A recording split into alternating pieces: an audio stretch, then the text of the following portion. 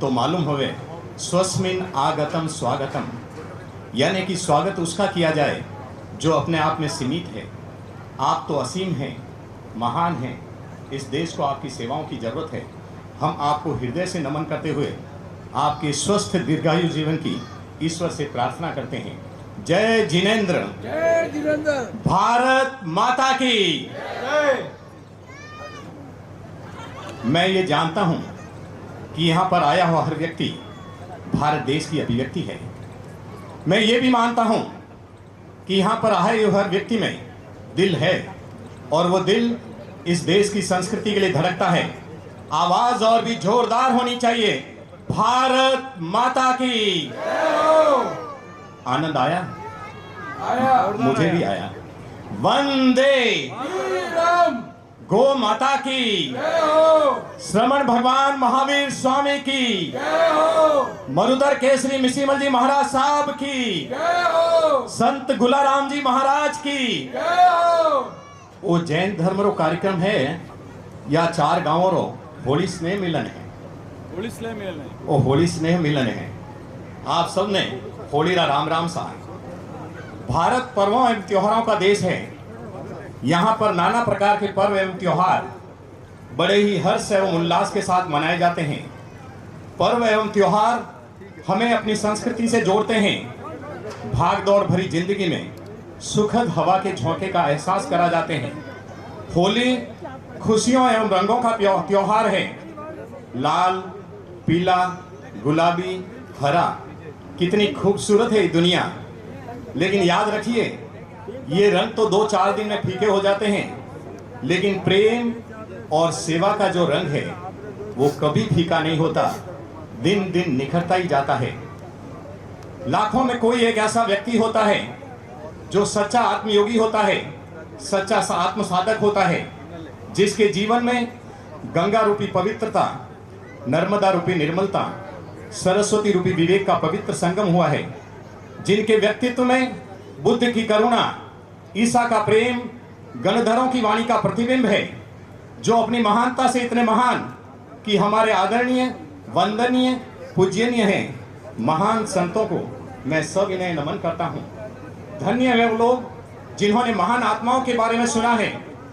उनसे भी ज्यादा धन्य वो है जिन्होंने महान आत्माओं के दर्शन किए हैं, और उनका तो कहना ही क्या, जिन्होंने महान आत्माओं के दर्शन कर, उनकी चरण रज को स्पर्श कर, उनके मुखारविंद से प्रवाहित होने वाले जिनवाणी रूपी मंदाकिनी में अपने तन मन को भिगोया है। बड़े ही सौभाग्यशाली हैं हम कि हमें ये दुर्लभ सुअवसर सहज ही प्राप्त हुआ। हम महान संतों के दर्शन करके धन्य हुए और यहाँ की धरती आपके पावन चरणों से पवित्र हुई। पुनः मैं आप सभी को नमन करता हूँ।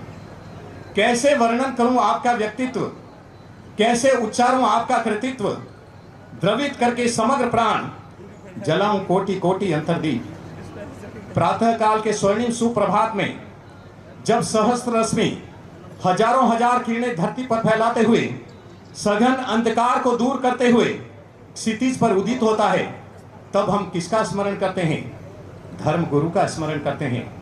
धर्म गुरु का स्मरण मन के कण कण को आलोकित कर देता है। आज एक मैं ऐसी महान शख्सियत को याद कर रहा हूं। वो एक ऐसे फूल थे जिनकी खुशबू से मारवाड़ महक उठा। वो एक ऐसे सूरज थे जिनकी रोशनी से मारवाड़ आलोकित हो उठा। वो एक ऐसे सागर थे जिसकी गहराई को नापना मुश्किल है।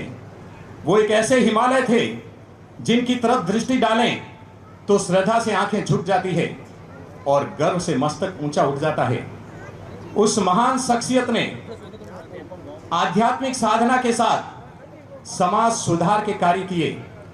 उन्हीं के द्वारा लगाए हुए एक उपवन शिक्षण संस्थान का मैं एक फूल हूं।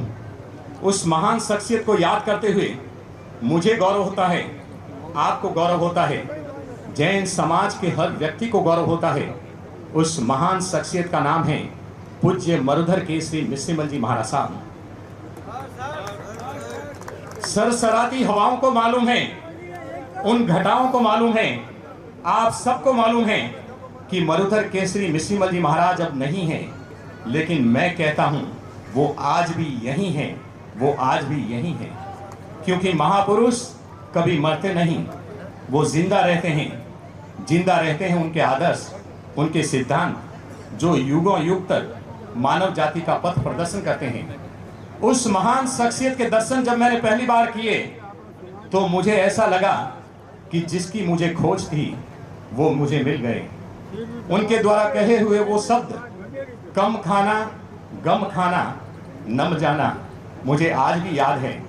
जब मैं प्रवचन सुन के आया तो घर में बोला, कम खाना गम खाना नम जाना, तो माँ ने कहा, बेटा खाने बहुत दियो भगवान, तू धापने खा, लेकिन गम खाना और नम जाना।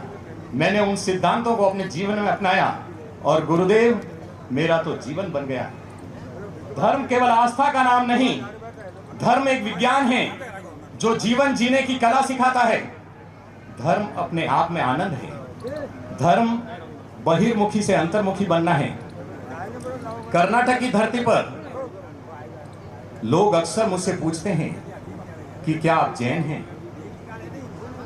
मेरी आंखों में चमक छा जाती है, चेहरा खुशी से खिल उठ जाता है, मन मयूर नाचने लगता है, सीना गर्व से फूल जाता है। मैं कहता हूं हाँ, लेकिन आपको कैसे मालूम? वो कहते हैं, निस्वार्थ भावना से सेवा के कार्य करते हुए, अपनी जान की भी परवाह न करते हुए अहिंसा और गौ रक्षा की बात करने वाला कोई जैन ही हो सकता है। जैन धर्म जाति या संप्रदाय का नाम नहीं, चरित्र एवं संस्कारों का नाम है। बड़े ही सौभाग्यशाली हम कि हमारा जन्म जैन कुल में हुआ। अहिंसा, सेवा, परोपकार, ये संस्कार हमें बचपन में विरासत में प्राप्त हुए। बाबूजी मैं स्कूल में गयो, एक टाबर मैंने पूछियो कि थानो काई नाम है? मैं कियो महेंद्र मनोज जैन। वो बच्चों बोलियो, जैनों के बारे में मैं बहुत कुछ जानू। मैं क्यों काई जाने भाई? तो वो के जैन बहुत भला लोग वो है, जैन किनोई बुरो नहीं करे, जैन किनी साथे धोखो नहीं देवे, जैन कोई जीव ने तकलीफ नहीं देवे, जैन नशा पता नहीं करे। मैं भी एक बार तो खुश हो गयो, लेकिन अगले ही पल मन में सोचन लागियो कि लोग अपने प्रति जो माने रिया है, जो जाने रिया है, कहीं आज भी अपने बैठा हो। हम क्या थे, क्या हो गए और क्या होंगे अभी, आओ मिलकर आज विचारें ये समस्याएं सभी। महाकुंभ महापर्व में 66 करोड़ से भी ज्यादा श्रद्धालुओं ने आस्था की पवित्र डुबकी लगाकर पूरी दुनिया को सनातन एकता की ताकत को दिखा दिया। हिंदू धर्म, सनातन धर्म, हिंदू संस्कृति, भारत की संस्कृति। हिंदुत्व जाति या संप्रदाय का नाम नहीं, मैत्री, सद्भावना और देश प्रेम का नाम है। हमें गर्व है कि हम हिंदू हैं। हिंदू भूमि का कण कण हो और शक्ति का अवतार उठे, जल से, थल से, अंबर से, फिर हिंदू का जय जयकार उठे, फिर हिंदू का जय जयकार उठे। मंदिरों में जाना, पूजा पाठ करना, दिया धूप करना, तीर्थ यात्रा करना, ये सब तो उपासना है, लेकिन प्रेम, सेवा, परोपकार, देशभक्ति, यही धर्म का असली स्वरूप है। भले न पूजो देवता, ना जाओ कोई धाम, जिसका मन सबरी हुआ उस तक आए राम। जय श्री राम। जय श्री राम। मैं किसान रो बेटो हूं और अटे आया जो सब किसान हैं, तो गाय रे वास्ते केवल 2 शब्द मैं कहूंगा, मैं आप रो ज्यादा समय नहीं लूंगा। गाय केवल दूध देने वाला पशु नहीं, कृषि प्रधान देश भारत में कामधेनु कल्प वृक्ष है। भारत की आत्मा गांवों में, गांवों का दिल खेतों में। खेती अगर भारत का दिल है तो उस दिल की धड़कन है गाय। तिरुपति जाते हैं, भगवान बालाजी के दर्शन होते हैं। धर्मस्थला जाते हैं, मंजुनाथ स्वामी के दर्शन होते हैं। कृष्णगिरी जाते हैं, माँ पद्मावती के दर्शन होते हैं। रामदेवरा जाते हैं, बाबा रामदेव जी के दर्शन होते हैं। जैतारण जाते हैं, मरुधर केसरी जी के दर्शन होते हैं। लेकिन जब हम कामधेनु के दर्शन करते हैं तो हमें सभी देवी देवताओं के दर्शन हो जाते हैं। वृक्ष से जब पूछा गया कि तुम्हारे से फल और फूलों को तोड़ा जाता है तो क्या तुम्हें कष्ट नहीं होता? वृक्ष ने कहा, कष्ट तो बहुत होता था, लेकिन जब मुझे ये मालूम पड़ा कि इन फल और फूलों से औरों को खुशियां मिलती है, तो मैं अपने कष्ट भूल गया। जी हाँ, प्रकृति का स्वभाव ही परोपकार है। वृक्ष हमें फल देते हैं, नदियां हमें जल देती है, ठीक उसी तरह गाय हमें दूध देती है। और दूध देते वक्त वो ये भी नहीं सोचती कि दूध हिंदू को दे रही है या मुसलमान को, और उस दूध के बदले में उसको कुछ नहीं चाहिए। सच तो ये है कि गाय पृथ्वी का पोषण है। हम गाय का पालन नहीं करते, गाय हमारा पालन करती है। गाय हमारे बिना रह सकती है, लेकिन हम गाय के बिना नहीं रह सकते। और जो बात मैं कर्नाटक की धरती पर लोगों तक पहुंचाने की कोशिश कर रहा हूं, वो ये है कि हम अपनी मां के दूध का कर्ज तो नहीं चुका सकते, लेकिन गौ सेवा एवं गो रक्षा का प्रयास कर गाय के दूध का कर्ज तो चुका सकते हैं ना। जो जैन भवन बनियो वो गांव रे बेटारी गांव रे वास्ते एक सेवा है। पहली पशु चिकित्सालय बनायो, पाइपलाइन हर घर जल रे वास्ते सेवा दी। और गांव वाला में वो क्यों कि यदि भी गांव रे वास्ते जरूरत होवे, आप याद रखो, बेंगलोर में आप बेटो मौजूद है, आप कभी भी मने याद कर लो। और मैं लांबिया जैन संघ रो आभार व्यक्त करूं कि आप माने भवन बनावनी स्वीकृति प्रदान करिया। मैं हृदय से आप सबरो आभारी हूं। जब हम स्वयं के लिए प्रार्थना करते हैं तो ईश्वर उस प्रार्थना को नहीं सुनते, लेकिन जब हम औरों के लिए प्रार्थना करते हैं तो भगवान उस प्रार्थना को अवश्य सुनते हैं।